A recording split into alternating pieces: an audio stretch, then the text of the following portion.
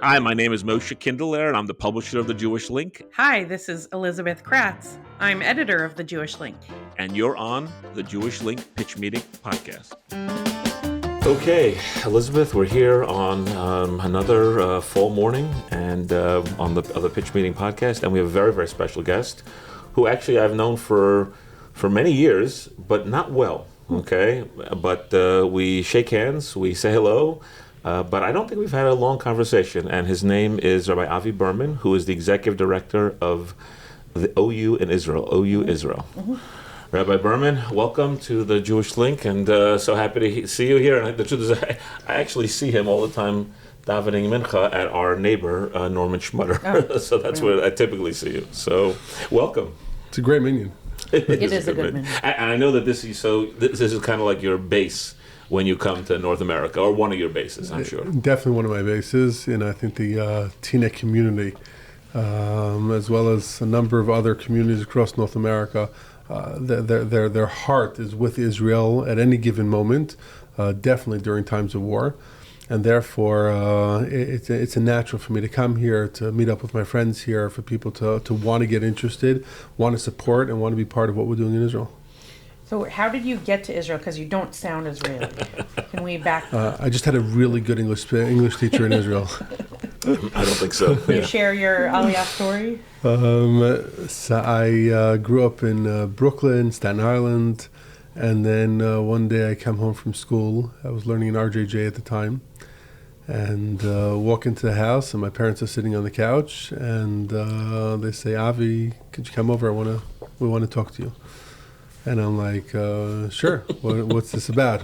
I beat up my brother yesterday. Like, what exactly did I do?" And they said, "No, we actually have good news." I said, "What's the good news?" They said, "We're going to be moving to Israel." And I said, "To where?" Now, the honest truth is that I was never in Israel before. Wow. My parents never stepped foot in Israel before. Wow. None of my siblings ever. My grandparents won a trip with I'm not going to say the name of the newspaper because it wasn't a link. I appreciate that. They won a trip to Israel, so they were there. But aside from that, really, we had no relatives in Israel. But you at all. grew up in a Tzioni, a Zionist Very Zionistic home. Mm-hmm. My father grew up in Bnei Akiva here in Brooklyn, and he said, I want to make Aliyah. And my mother always thought it was a joke, and for 10 years she was able to push him off. And eventually she's like, "Okay, you know something? Enough, you drive me crazy. Let's go. We'll give it a shot for a few months, and then we'll come back." So we sold the house in Staten Island, moved into my grandparents' place in Brooklyn, for 6 months, which was great, living with grandma and grandpa before making Aliyah. Mm-hmm. And then we got on a plane and went to the place that we had no idea we were going to. And they put us in this ashkubit. You know what an ashkubit is? No. It's a cement caravan. But it's ultimately a caravan in Kedumim, which is in the middle of nature preserve. Shomron. Not great area. And we literally saw. Oh my gosh, this is very different than Brooklyn and Staten Island. What year about? This is How old were you? 1985. Okay. I was 9 years old. Oh wow! And it was a whole brand new experience. Wow. For you to understand how much I did not know about Israel or Hebrew, I was playing with a transformer that my parents bought us in order to keep us quiet on the plane outside my house, which was basically sand. And this kid about my age passes by with a bike. He stops and says something to me in Hebrew, and I have no idea what he says. So I fast called my mother, who went to Prospect Park, so she knew a shtickle Hebrew. So she comes out and she talks to him for a couple seconds. She says, "Oh, he just wants to know your name." Like literally the level of Hebrew. I'm not saying this to bash the schools that I went to here in North America, but really I had no idea of Hebrew. The beauty is that because we went to Kedumim and there was nobody to talk to in English, I was forced to learn Hebrew very fast, and my chavrusas in high school had no idea that I spoke English. So I guess it worked. And today, because I'm both Israeli and American, I'm able to juggle both worlds. Wow. And you grew up in Kedumim, or your parents finally moved somewhere where there were more Anglos? So we lived in Kedumin for 3 years. Then my father was almost killed in a terrorist attack on his way home from work one day. He worked in Ma'ale Adumim. So my mother said, enough, either you're going to live closer, work closer, or we're going to live closer to work. So we ended up moving to Ma'ale Adumim. We were there for 3 years. There was a number of Americans in Mitzpeh Nivon living there, beautiful community. And then from there we moved to Har Nof. My grandparents made Aliyah to Har Nof. My Babi and Zaidi Aleim Shalom. So we moved to be next to Babi and Zaidi. And so I did not live in Har Nof much. Went to learn in Oretz in high school. Afterwards went to the Hesda Yeshiva in Shiloh. From there I went into the army, into artillery. Went back to Yeshiva, continued at Kollel, learning for Rabbanus, etc. And Zell. How did you connect with the Orthodox Union? So when I was in Shiloh and Kollel, I came to the realization that so much of what I am and what I have is because of my relationship with North America. Mitzad Sheni, I've received something in Israel that I can't take for granted. A love of Torah, of Am, of Eretz, that I think has built me into who I am. Torah Rav Kook, if you want to call it, etc.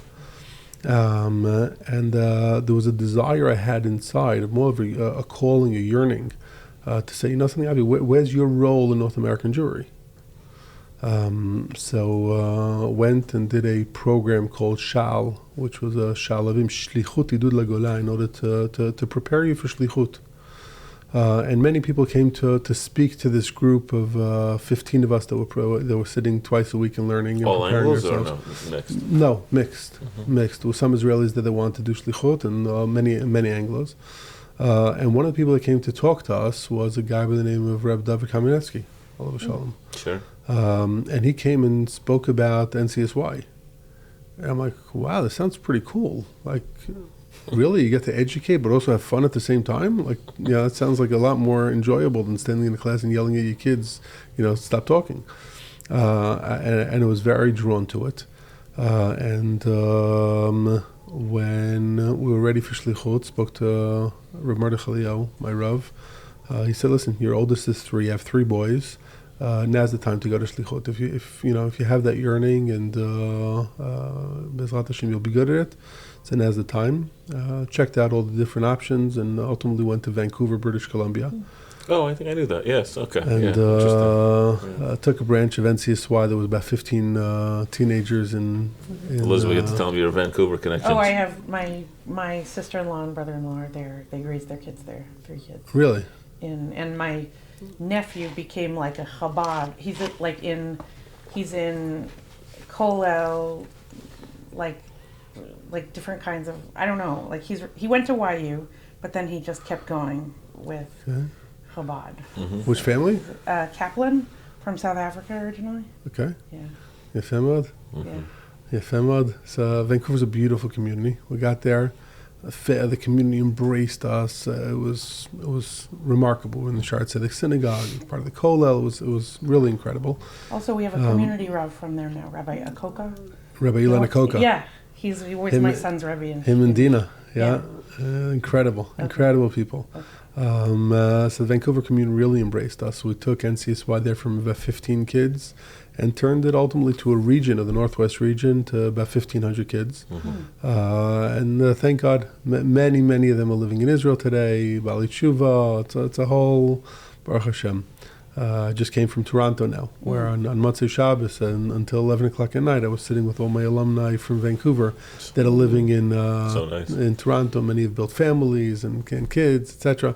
And it's just beautiful to keep up those connections that started 24 years ago when we went out to Vancouver, 23 and a half years ago, and see them blossom into real leaders of the Jewish people. It's with a sense of responsibility, sense of understanding who they are and what they are. And that really exposed me to the OU. And they said, something that's amazing that we have donors across the Jewish world that are, giving funds and matching it with not donations, but fees that are coming in from OU Kosher and profits that the OU Kosher have, and saying, wow, you could take profits from OU Kosher, add to them donations from good Jews around the world, and really do a tremendous amount of good for the Jewish people. Look what we did in Vancouver, and look what so many NCSY guys, JLIC guys, Yachad people are doing across the world, and you say, wow, this is absolutely incredible. And it was very exciting for me that there are many organizations out there that know how to raise money and do good for the Jewish people. There are many businesses out of there that know how to make money.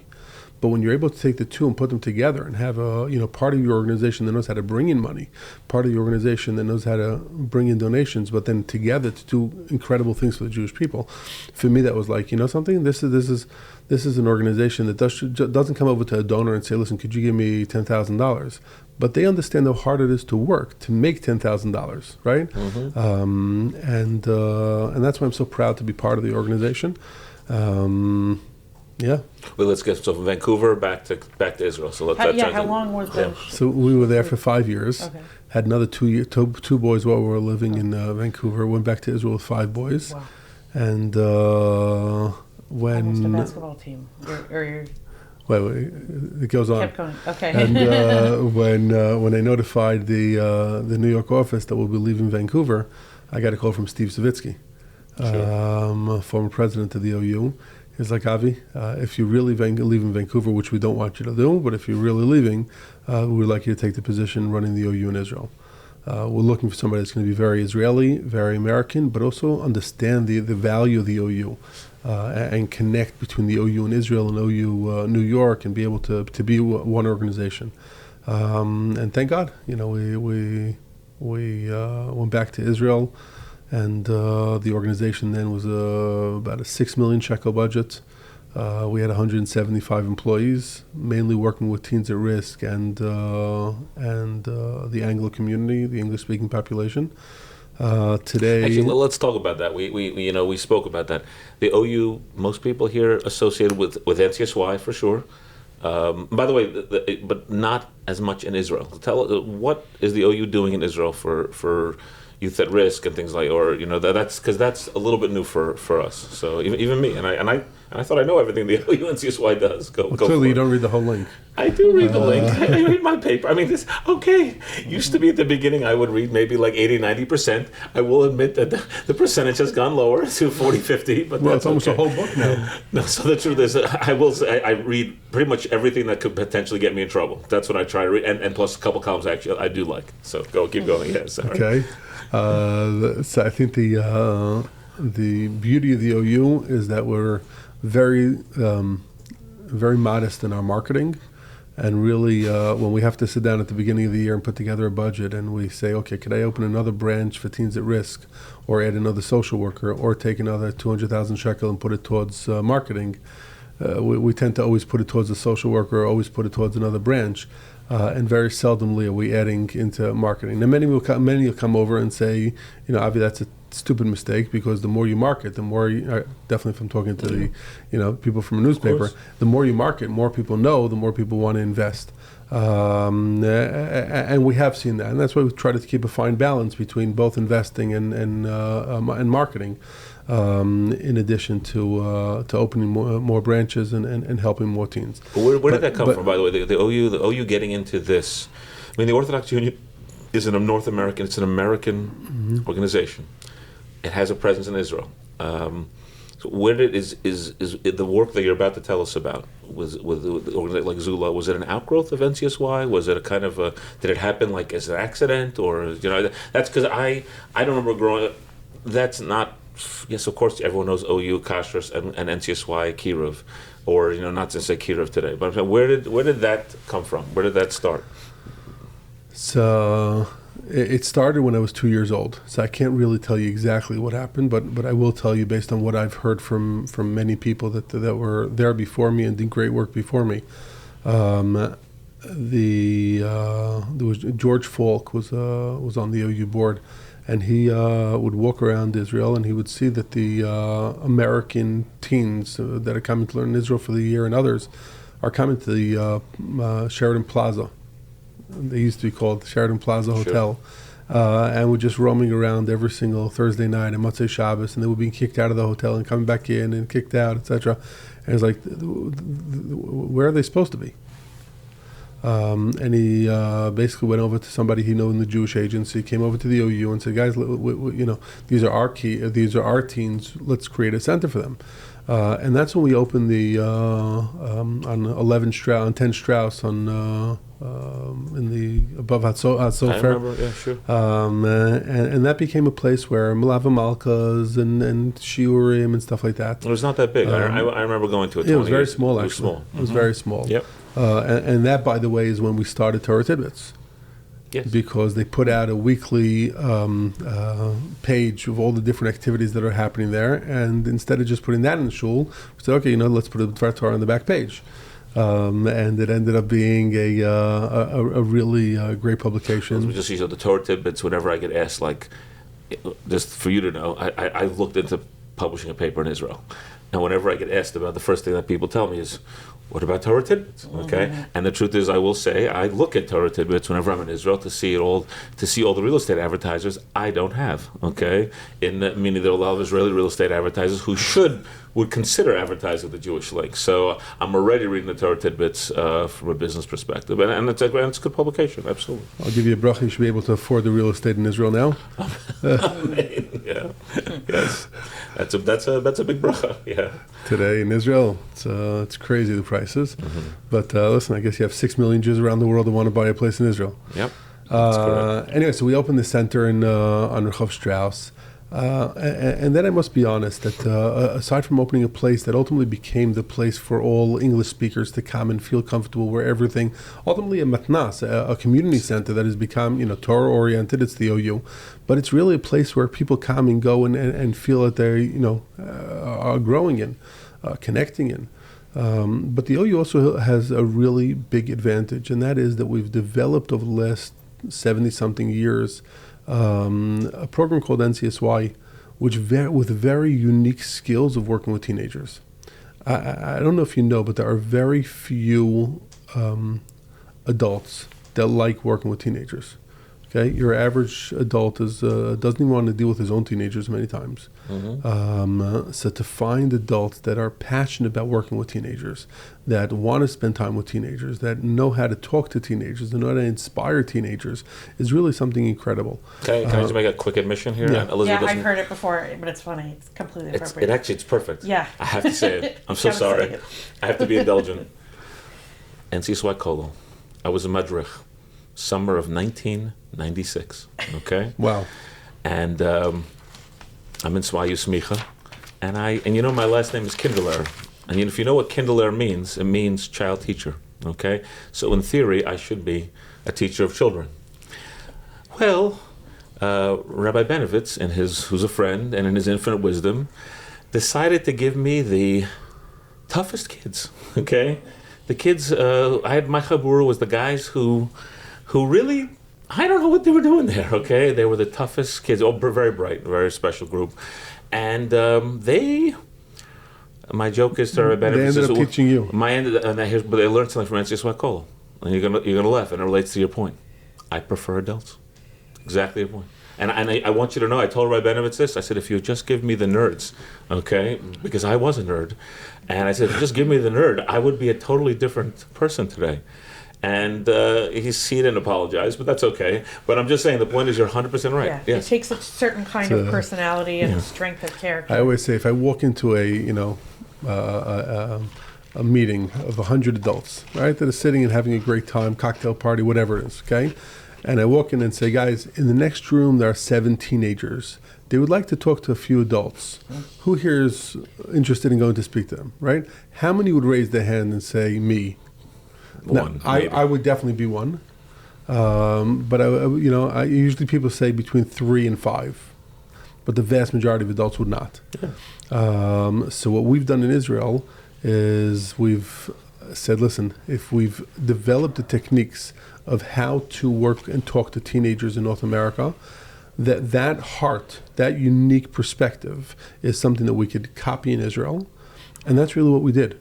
So all the programs that we've opened in Israel, of course NCSY that we opened in Israel, but 10 years ago, but also the programs that we opened 25 and 26 years ago, working with tough teens in Israel, on the streets of Kiryat Shmona, on the streets of Dimona, on the streets of Sderot, and the streets of Yerushalayim.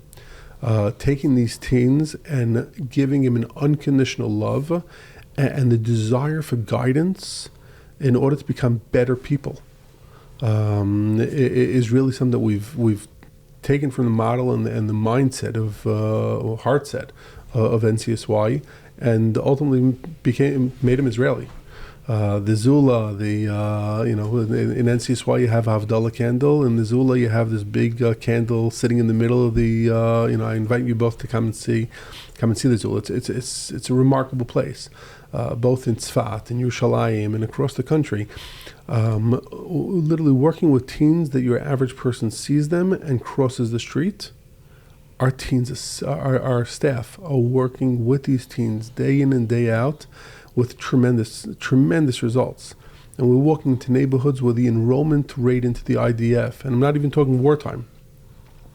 When we walked into these neighborhoods 20 years ago, 15 years ago, and 5 years ago, when you walk into these neighborhoods, the enrollment rate into the IDF in these neighborhoods is between 30 and 40%. Zeu, that's it. And we're successful in getting that rate up between 92 and 96%. Wow. Now, anybody that knows Israel knows that the army is the melting pot. If you want to meet your future business partner from Yerushalayim, when you're living in Kiryat Shmona or Dimona, or you want to meet your future, student in university from Tel Aviv, then you're going to meet him in the army. Otherwise, you're stuck in your bubble. You're going to end up growing. You're going to be a pizza delivery boy. From there, you're going to go maybe to do deliveries in Makolet. I'm not saying there's anything wrong with that, but for an entire class to aspire to be pizza delivery boys, something's wrong there. And therefore, working with these teens and seeing such incredible progress with them, and seeing them going from receivers to givers, to going from a mentality like, I'm living in a low socioeconomic community, I am misken, therefore give me. They're not going to become leaders, they're not going to become positive influences on the country, and they're not going to feel good with themselves if they continue living that life. So through teen centers that we have across the country, we have literally changed the tapestries in these communities, where mothers come over like, why did you only come on my third son? Do you feel like you're competing a little bit with? I know the Haredi community has. I don't mean competition, but I know that the Harim have also, I think, some kind of outreach efforts as well. I'm just saying, is there a sense of there's not enough kiruv being done, or you don't really look at what you're doing as kiruv? So I think derech Eretz kadmol Torah. Let's first turn them into human beings. The reality is that 48% of our teens before going into the army are going for at least a year of yeshiva.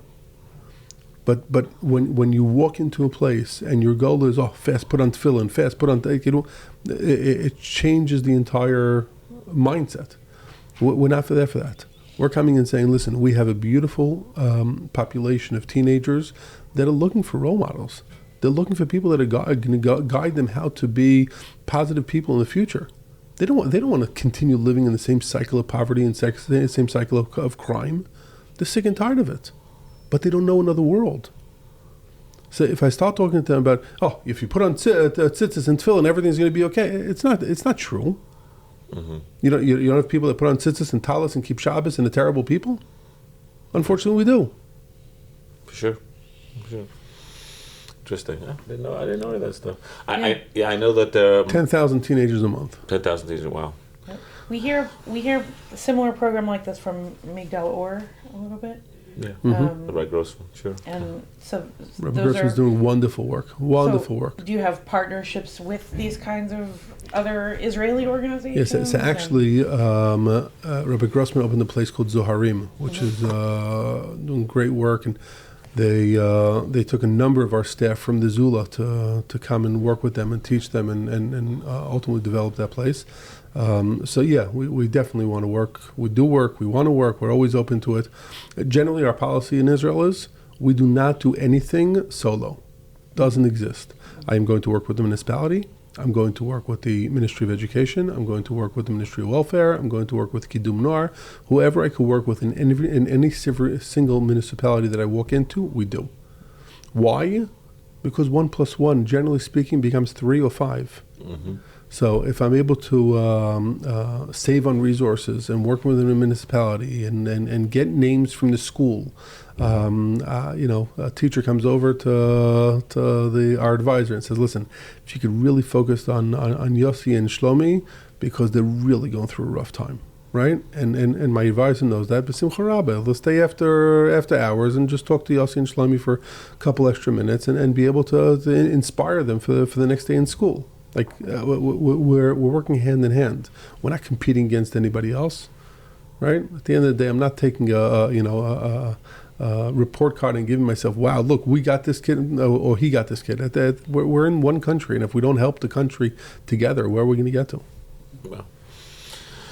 Well, okay. So that was interesting. I heard there's a big. I think actually this is the reason why we wanted to have you on. I heard there's a very big change going on. I think most of us Anglos who visit Yerushalayim are familiar with the location of the OU Israel Center, okay? Yeah. And I understand that will be changing. Tell us about it. So for the last, like I said, 20 years we were in Strauss Street. Now for the last 25 years we've been under Rehov Keren HaYesod, the OU building, what people don't know is that the OU doesn't own that building. It actually belongs to the Episcopal Church, and we've just been renting there for 25 years. There's a donation that came in from Seymour J. Abrams, Olav Shalom, to renovate the place and be able to live there. But now, 25 years later, we're still renting and still looking for a place. I can't say online yet, on air yet, but Bezrat Hashem, we are going to, Bezrat Hashem, have a big location in Yerushalayim one day. And working with the mayor and different possibilities that are out there, and things are looking very, very good.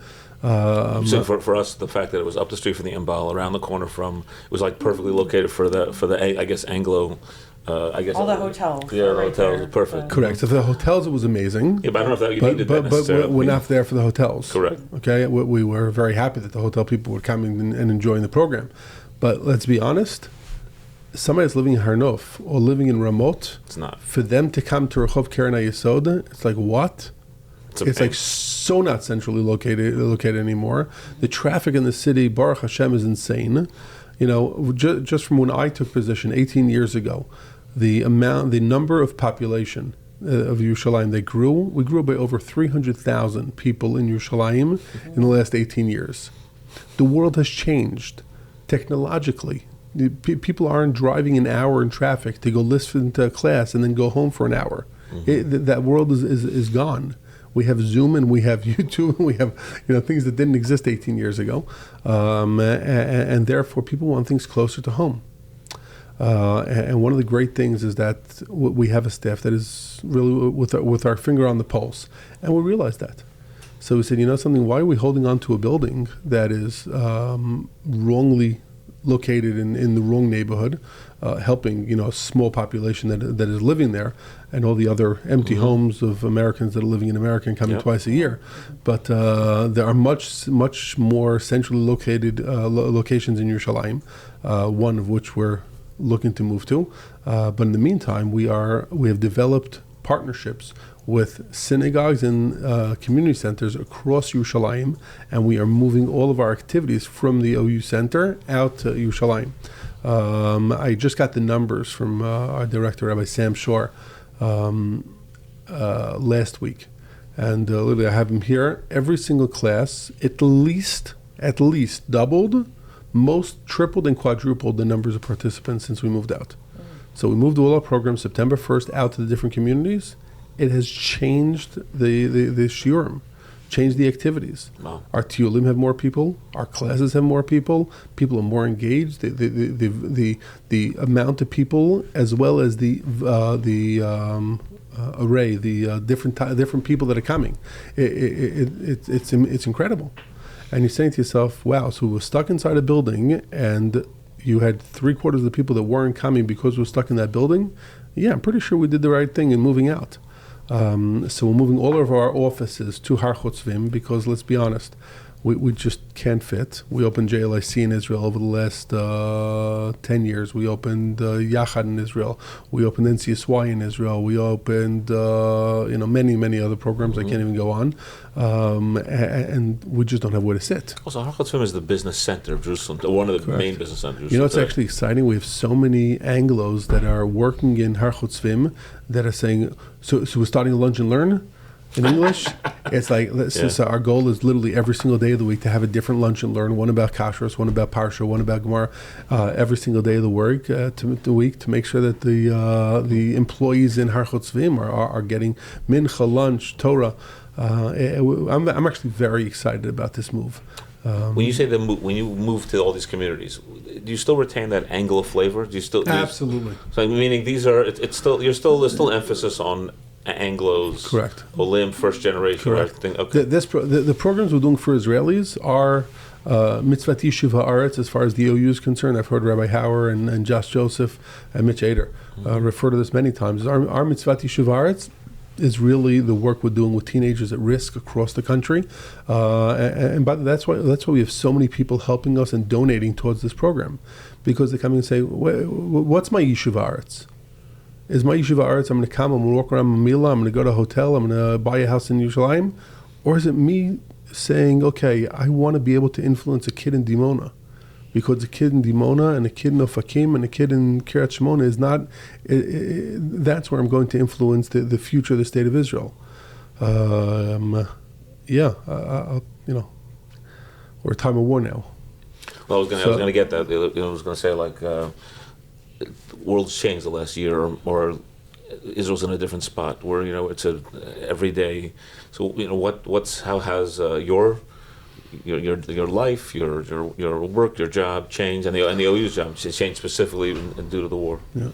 So on a personal level, as the father of today 7 boys and 2 girls, Baruch Hashem, I have 2 boys as we speak up in Lebanon. Just to let you know, Norman Shmata usually tells me that I know there's always a Berman Simcha, generally speaking, associated with a trip. So just letting you. So I know that you made a wedding, or something, and I just know that Norman is going to mention a Berman Simcha in Israel at some point. So on one of his trips to Israel. Baruch Hashem. Klal Yisrael should only have Simchas. So Baruch Hashem, we have 2 kids that are married, 5 grandkids, Baruch Hashem. 3 of our boys that are in the army now, 2 that are sitting and learning in yeshiva to protect Klal Yisrael, which we value both. 2 boys that are literally up at Lebanon now, both in tanks, and another boy in Shua, which I'm sure many were exposed to because of the incredible work that happened there and identifying the bodies and all that stuff. So I'm very proud of all my boys that are sitting, both learning yeshiva as well as serving in the army right now. All Baruch Hashem B'nai Torah that understand that right now is the time that you have to call to action and defend the Jewish people. So on a personal level, we're all going through crazy times. One of the 2 most incredible things that what we're experiencing now is, first of all, seeing the tremendous contributions of the Anglo population, the English speakers that moved to Israel. So many of the English speakers have given their lives for the state of Israel, and I think it's something we should really take a tremendous amount of pride in. Not something we would have chosen, but unfortunately, it's a reality, and therefore I think that we should be able to look Israelis in the eye and say, something, we come to Israel and we're not just buying houses in American communities, but our kids are the best of the best. And the second thing is that, like I said before, one of our goals is really to get these teenagers in the periphery cities across the country to go into the IDF. And one of the hardest things I had to do was to go to, I believe, 5 or 6 homes of kids that we convinced to go to the IDF and go to become combat. And then to sit down with their parents, whether Ethiopian or Moroccan, or there have been 2 Ethiopians. One I went to the family in Ariel, Golani soldier, and one in Kiryat Gat, another Ethiopian kid that gave his life driving a D9 tractor and taking bombs out of the roads that were supposed to kill soldiers, and instead and he was hit by a anti-tank missile.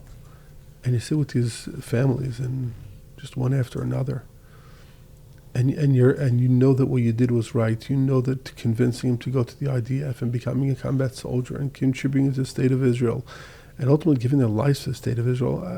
It's not that for 1 second I say, did we do the wrong thing? Not at all. But at the end of the day, you have to look at these parents in the face. You have to look them in the eye. And the fact that they continue sending their younger kids to our club. So you know something? Mm-hmm. It says that they're kind of very happy with the education they were getting in our teen centers. But it's hard. It's very hard. Yeah.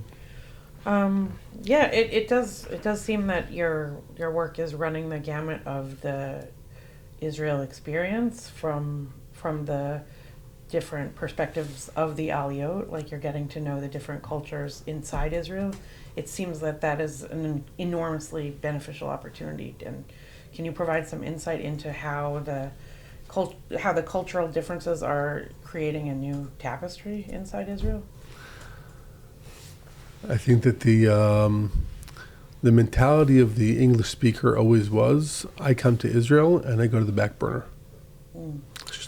Which is wrong. Because the people, I mean, you guys live here, you know that the people that are making Aliyah were the board members in the community. The most active. Right, most active. Not most active. Many times most active, because you still have very active people here. But a lot of the most active people literally are making Aliyah. So why, when they're coming to Israel, are they either active only inside their community, or they take the back burner and say, okay, that's it. I did my years on the board, and now I'm living in Israel, and I'm not on the board. So, it's also not my culture, it's not my language. So sometimes it's because I'm just struggling to book an appointment for a doctor that took me 5 seconds in America. I can't figure out the stupid app, right? It's all in Hebrew. I can't figure it out. It's frustrating. It's like I'm spending on it 6 hours instead of spending 5 seconds. Boom, there went my board meeting, right? Nefesh is trying to help out with all these different things. Our goal is that if we create enough of a community, enough of an integration into the more experienced Anglos that made Aliyah many years ago, then one will be able to help each other. Also, on my radio shows in Israel, I am constantly pushing the point that Israelis have to take an active role, not just rely on the Ministry of Klita Aliyah, but take an active role, right? Well, you just received an electric bill, right? Okay, do you acknowledge the fact that your Anglo neighbor that just moved in probably doesn't understand it? Are you going to go over and explain it? You just got an email from the Mora. That's all in Hebrew. Are you going to go over and call the Anglo family and say, listen, you want to know what's written in there? So I think that there's a lot of work to do with the Israeli population. I have a number of Rabbanim that I'm working with, and they're getting the word out more. So I think that all populations have a lot to do. My goal is to really see as many Anglos as possible taking an active role in Israel, because there's so much to give. And the people that are coming are really so incredible. We need them. That's the reality. Listen, look at the impact that we, as olim, are having on these teens at risk. Come to the Zula. I really encourage you to come. Come to Kiryat Gat. See the beautiful hut that we built, the Ethiopian hut that we built, that is bringing all the Ethiopians to next level and saying, wow, people are acknowledging our culture, and it's a major impact that the OU as Anglos is able to have in Israel. That every member of Knesset that you walk into, I took our leadership to the Knesset. I went through the different offices, met ministers and members of Knesset, friends of mine, and we finished the day. And Rabbi Hauer, Mitch, Moshe Bain, and Josh Joseph look at me and like, this is the first time we had meetings and nobody spoke to us about Oreo cookies or about kosher. Like, all they spoke to us is teens at risk. It's such a different mentality. People know the OU in Israel for the work that we're doing with teens at risk. So we could have an impact, and we're having an impact. And together with those that have made Aliyah already, those that are still in America but want to help and support and donate, and I encourage you all to do it, because we have an endless amount of work, especially now during the war. But I think everybody has what to do in picking up their sleeves and making sure that we're going to make our homeland even better. Great. No, thank you. This is insightful. Yeah, very insightful. Well, I'm glad you told me. I actually knew about that trip from Josh Joseph, who's a friend. I heard about that from him, and it's interesting. I guess that's in a sense not having the OU being associated with just kashrus, in a sense, as part of the mission, being bigger, having a different role in the state of Israel. That's worthwhile. It's beautiful. It's beautiful. Yasher koach. Okay. Toda rabah. Thank you. Okay, and thank you very much for having you. We're coming in and joining us, and yes, and I'll see you in Mincha later, maybe. Looking forward. Okay. Thanks for being with us on the Jewish Link Pitch Meeting podcast. If you would like to participate or be in touch with us in any way, please email us at editor@jewishlink.news and follow us and find our podcast wherever you find podcasts.